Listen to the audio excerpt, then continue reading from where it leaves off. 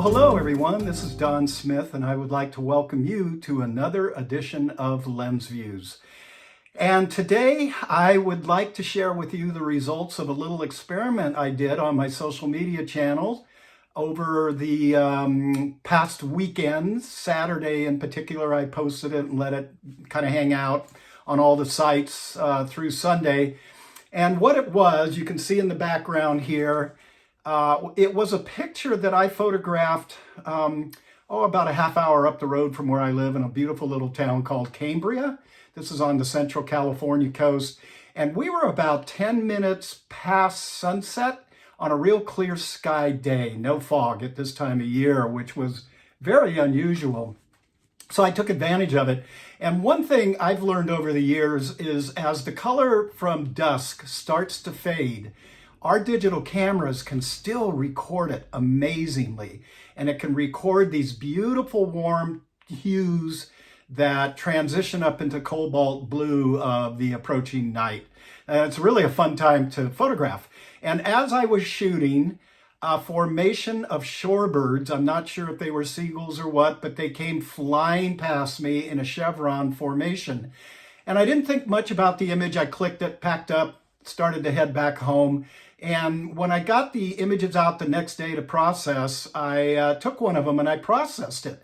And I had actually just released a video. It'll be the one you're seeing on this link, where I talked about the color of surround when you're editing your images on either Lightroom or Photoshop.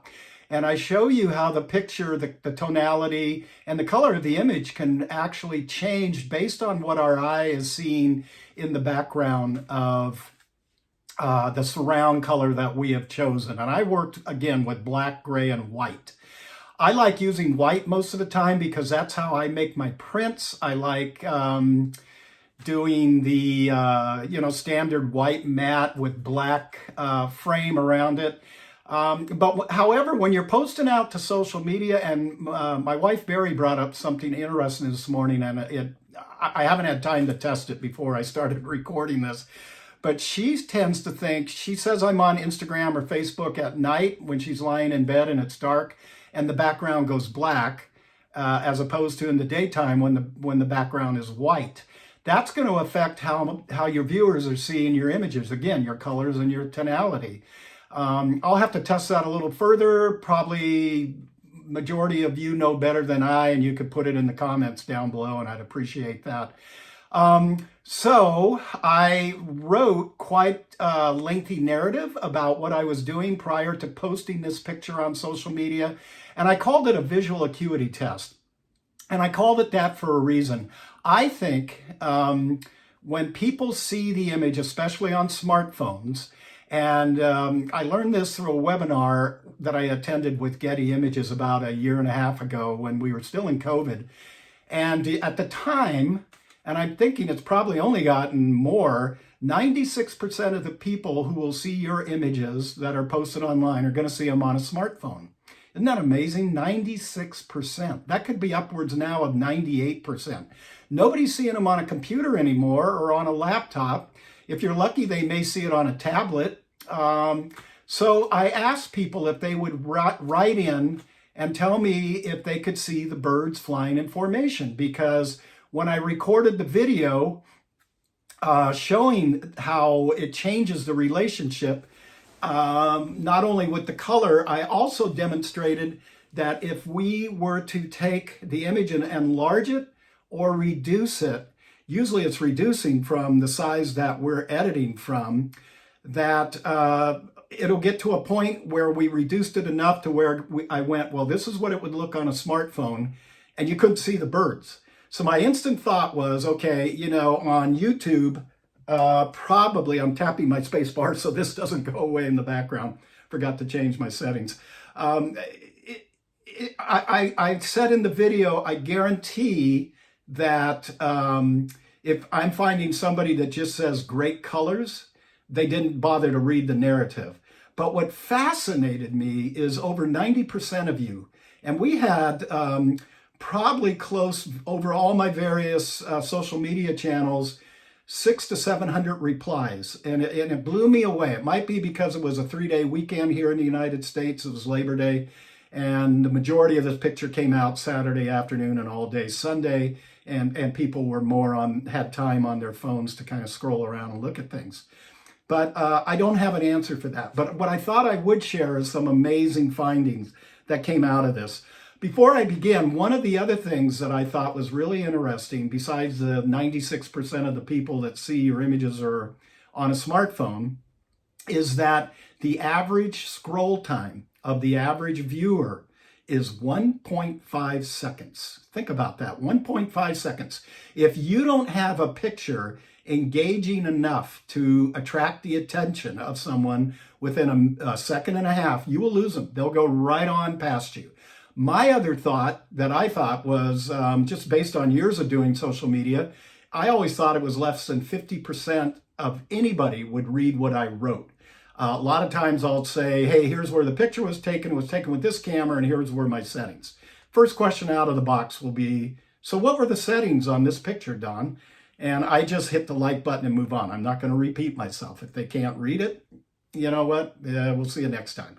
Okay, so here's some of the findings I found thanks to all of your comments, and I thought I would share these with you. The number one phone out there, and I'm not going to say models, but the number one phone was the Galaxy. Various models. Most people told me I saw the birds without even having to blow this up, zoom it up, pinch it up, whatever you want to call it. Number two, right behind Galaxy, was Apple. And I heard from one gentleman, which was pretty cool, who had a Huawei phone. Those are cool phones. If you guys have never seen a Huawei or played with one, I was in Iceland a few years back, and a gentleman from China who could speak enough English, unfortunately I couldn't speak a lick of Chinese, he had a Huawei, and he was letting me play around with it and showing me it, and it's pretty amazing. I'm an Apple guy. I've always been. All my computers are Apple. Been that since college days at San Jose State. And so I just want to stay in the Apple ecosystem. But the Huawei's are supposedly fantastic cameras and phones and screens.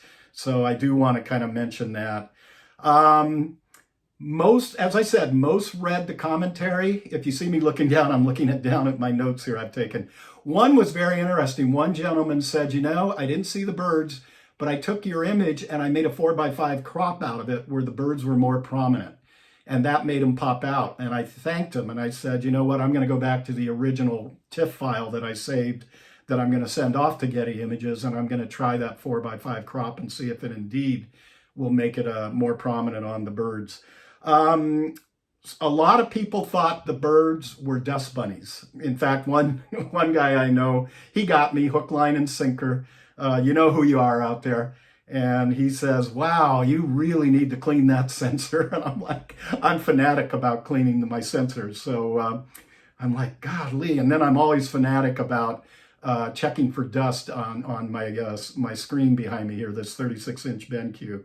But I thought that was interesting, that people thought they had a dirty screen. It wasn't so much my camera. They thought their screens were dirty. Some other things. One person wrote me and said, I like the picture with the birds, but you need to rearrange their formation next time. Hopefully that was tongue-in-cheek. I thought maybe they'd add a little laughing emoji after that, but sorry, gang, it is what it is. Another person asked me, did you realize the birds were there? Well, yeah, I could see them flying in from off to my right side, and I quickly set the camera exposure and waited till they started to get into the frame, and I started tracking them across. By the way, people were asking me at what time of day was that shot, because the colors were beautiful, and that was shot at roughly 10 minutes past sunset.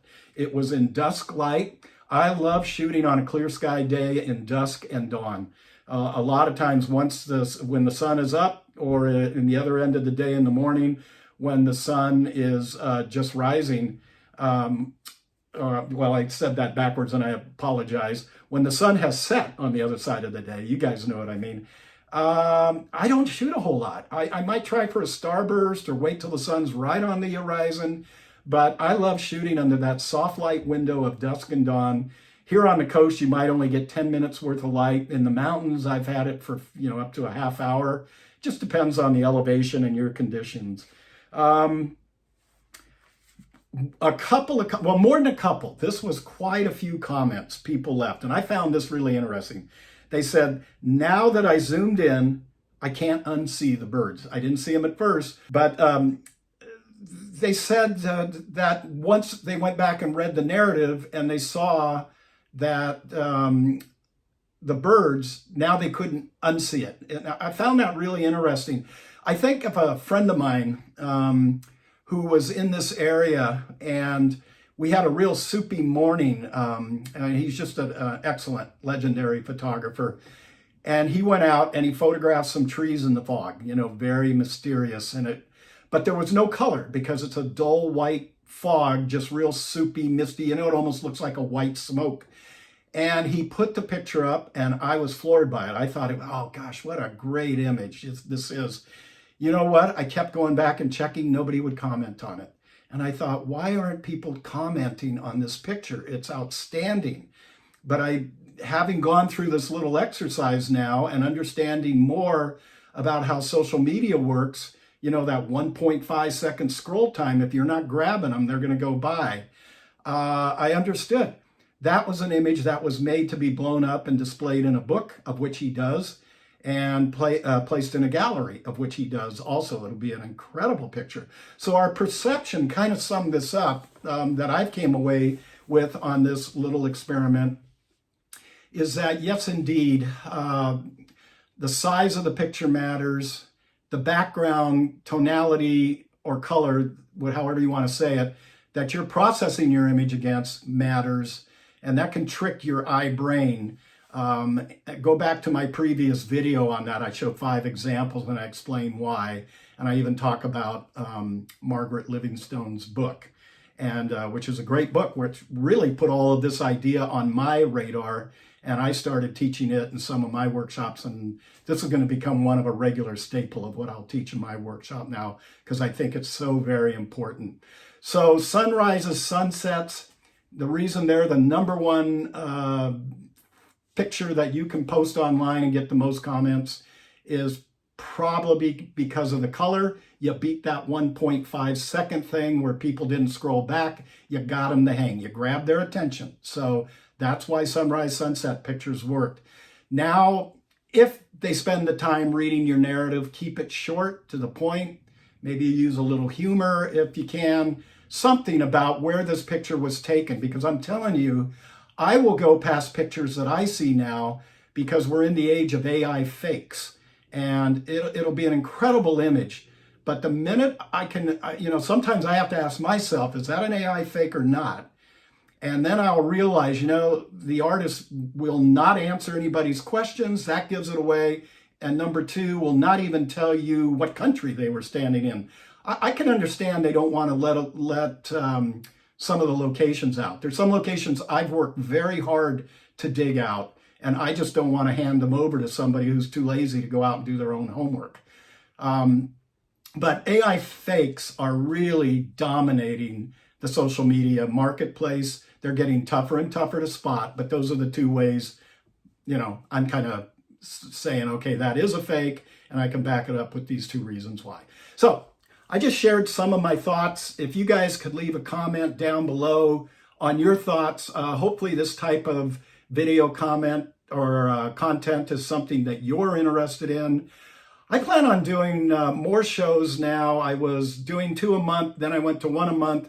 I'm going to shoot for 1 a week, unless I'm out teaching a workshop, and then we'll build something around the workshop and do it that way. So that's about it. I'm looking at the time on the wall, and I want to keep these things between 15 and 20 seconds, and we're already past the 15-minute mark.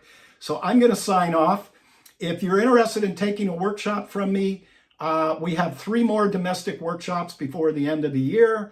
We're going out to Grand Teton at the 25th of this month. We had 1 medical emergency that a person had to drop out. So I have 1 spot there. Contact me at don@donsmithphotography.com, and either I or Barry will get right back to you. We have one coming up the last week in November up in the Big Sur coast. We're going to be exploring the first 27 miles of it, and especially we're going to go to Keyhole Arch. This will be the time of the year that you will get the beautiful shaft of light that comes through Keyhole Arch, and we're going to make that the staple image that I want to get for you guys. We've never not gotten it, so I'm holding out a lot of hope that we will get it. And then the middle of December, we go out to Monument Valley. When I say we, this is Ron Madra and I. Ron won't be with me on Grand Teton because he's doing his workshop over in Ireland, but he'll be with me in Big Sur and Monument Valley. And that one's a great one. We have one spot left open. That's one where we not only shoot the beautiful landscapes of Monument Valley, but we also have some of the Navajo people we've made friends with out there. Will get into traditional Navajo dress and they will pose for us. We have a hoop dancer. We get invited down into the hoans, if I'm pronouncing that correctly, at the base of the left mitten. I don't think you can get this in any other workshop but ours.